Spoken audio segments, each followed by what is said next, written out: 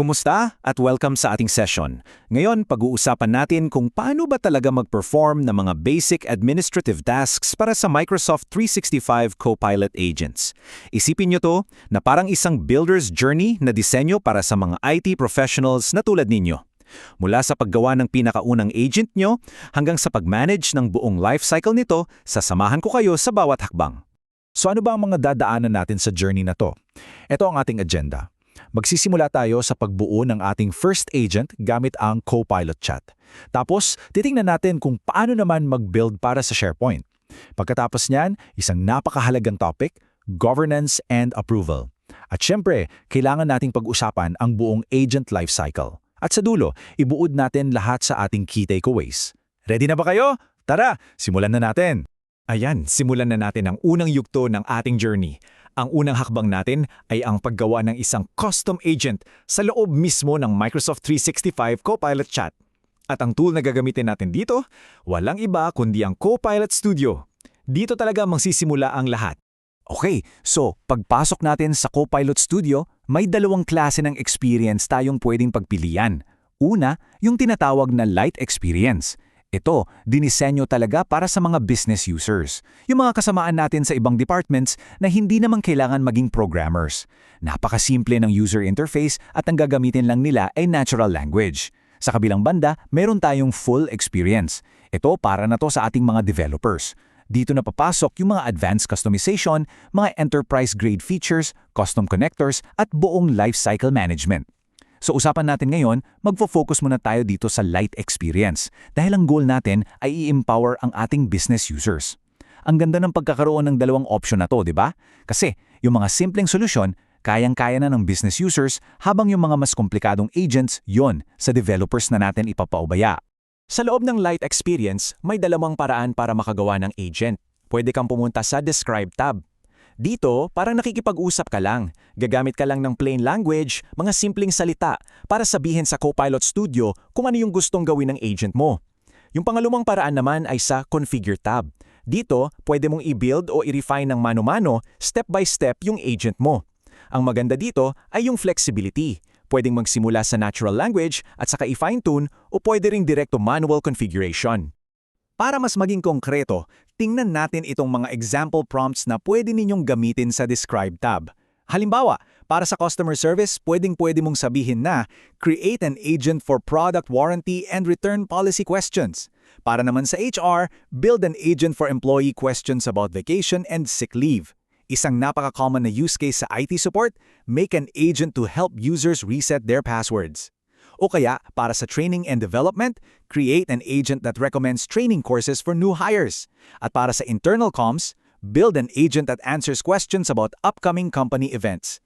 Kitang-kita nyo kung gaano ito ka-versatile para sa iba't ibang business needs. So paano nga ba ginagawa ng Copilot Studio yung magic? Paano niya isinasalin yung mga simplang salita ninyo into a working agent? Well, may dalawang hakbang lang yan. Sa step 1, tinatawag itong interpretation and parsing. Dito, i-interpret muna ng system yung natural language na binigay mo para maintindihan yung purpose, yung tasks, at yung behavior na gusto mo para sa agent. Pagkatapos, sa step 2, progressive updates, dito na yung part na parang kausap mo siya. Magtatanong siya ng mga clarifying questions para mas ma-refine yung agent. At take note, lahat ng pagbabago, automatic na sinisave. Ngayon, ano-ano ba yung mga klase ng tanong na posibleng itanong sa inyo ng Copilot Studio? Well, pwedeng itanong nito ang primary purpose at specific tasks ng agent. Para kanino ba ito at ano ang skill level nila? Magtatanong din yan tungkol sa mga specific scenarios or use cases. Pati yung personality itatanong din. Gusto mo ba formal o casual ang tono? At napakahalaga, paano niya i-handle yung mga tanong na hindi niya alam ang sagot? Itatanong din kung kailangan ba itong kumonekta sa mga external systems tulad ng APIs or databases. At syempre, ano ang fallback mechanism kapag nagkaroon ng error? Tandaan ninyo, mas detalyado yung initial instructions ninyo, mas konti ang kailangang follow-up questions at mas accurate ang resulta. Sige, punta na tayo sa susunod na bahagi ng ating journey. Kung kanina nasa Copilot Chat tayo, ngayon naman, titingnan natin kung paano gumawa ng agents na direkta nang nakatira sa loob ng SharePoint. Ang focus natin dito ay i-leverage yung content na nandun na sa SharePoint site para sa mas madaling content discovery. At heto, napakasimple lang kung saan magsisimula. Mula sa homepage ng inyong SharePoint site, i-click nyo lang yung plus new button at hanapin at piliin ang agent. Ganun lang kadali. Pero, paalala lang, kailangan ninyo ng at least edit permission sa site para magawa ito, okay? Actually, may 4 na paraan para simulan ang paggawa ng SharePoint agent. Una, yung nakita natin mula sa SharePoint site's homepage via the plus new menu. Pangalawa, pwede rin mula sa command bar ng isang document library. Pangatlo, mula sa context menu kapag may pinili kayong file sa isang library. At pang-apat, pwede rin pala direkta mula sa Copilot Agent chat pane. So napaka-flexible, di ba? Okay, let's walk through the process. Sa Step 1, sa Overview tab, dito ninyo ilalagay yung pangalan, description, at icon ng inyong agent. Basic info, ika nga. Sa Step 2, sa Sources tab, dito na kayo mag-a-add ng knowledge sources. Pwedeng umabot hanggang 20 at by default, kasama na dyan yung current site. Next, sa Step 3, sa Behavior tab, dito nyo naman isa-set yung welcome message hanggang 3 starter prompts at syempre yung mismong instructions para sa agent. At pag okay ng lahat, Step 4, i-click nyo na yung Create button at magiging live na ang inyong agent. At para mas ma-visualize ninyo, heto yung itsura ng mga tabs na yon. Dito sa kaliwa, makikita ninyo yung Sources tab. Dito nyo idadagdag yung SharePoint content na magiging utak ng agent nyo. Pwede kayong mag-add ng buong site, specific libraries, o kaya naman mag-search pa ng specific files and folders. Sa kanan naman, andyan yung Behavior tab. Dito nyo i-customize yung experience, yung welcome message, yung starter prompts, at yung pangkalahatang personality ng agent para mas maging engaging ang interaction ng user.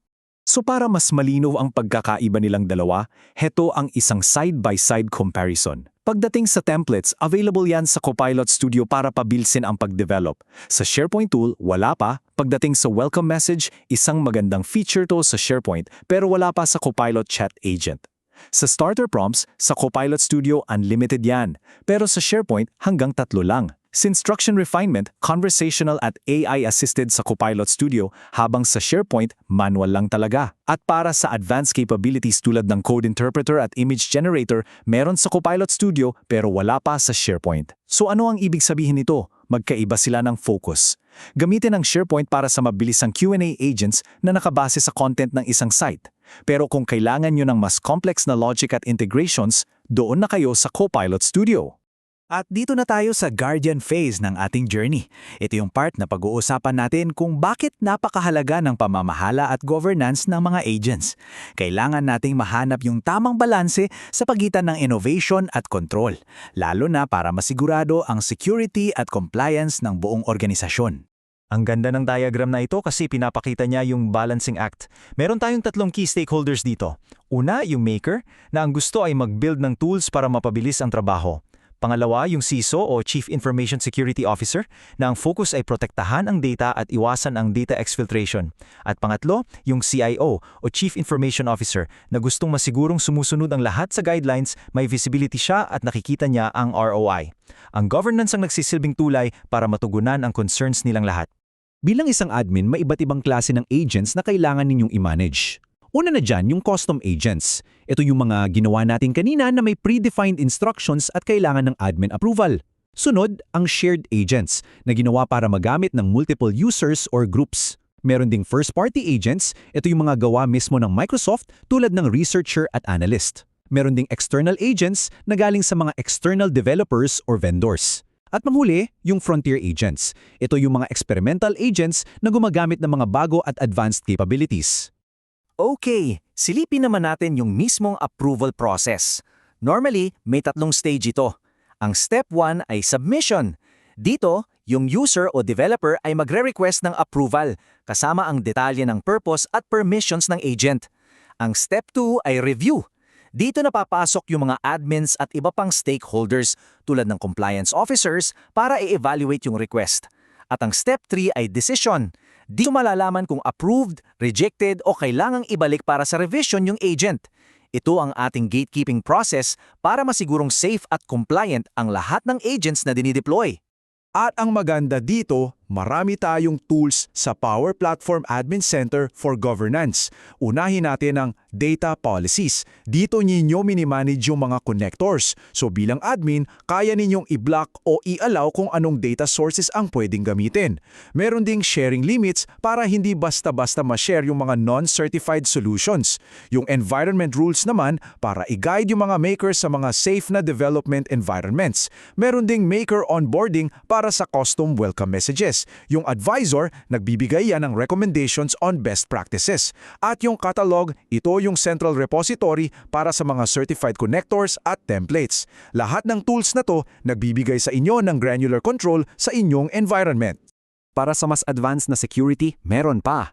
Una, ang Microsoft Information Protection o MIP labels para malagyan ng sensitivity labels ang Copilot content at maprotektahan ang data. Pangalawa, audit logging to Microsoft Purview para makapture lahat ng interactions for compliance checks. Pangatlo, ang Copilot Security Checker na automatic na nagbibigay ng warning sa mga makers tungkol sa security risks bago pa man sila mag-publish. At pangapat, ang Security Page, isang consolidated page sa Admin Center para sa mas madaling security management at scale. At ngayon, nasa huling yugto na tayo ng ating journey, ang agent lifecycle. Kasi hindi naman natatapos ang trabaho natin pag na-deploy na ang agent, diba? Dito natin pag-uusapan yung ongoing management ng isang agent, mula sa simula hanggang sa pag-retire nito sa ating environment. This is a very critical part of being a guardian. At heto ang framework na pwede nating gamitin for long-term management, ang Copilot Control System. May 3 haligi ito.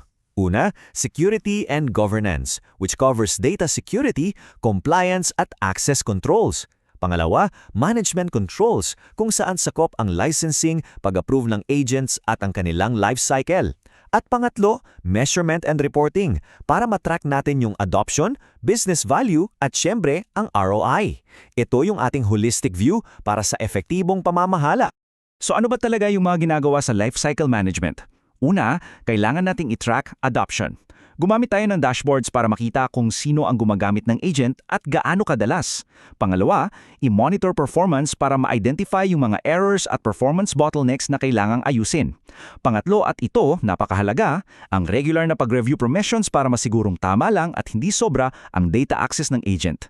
At pang-apat, i-manage lifecycle mismo, mag-update, mag-block o mag-remove ng agents based sa pagbabago ng business needs para mapanatiling malinis, secure at epektibo ang inyong buong environment. Tandaan, ito ay isang continuous process. Okay, isummarize na natin lahat ng ating natutunan.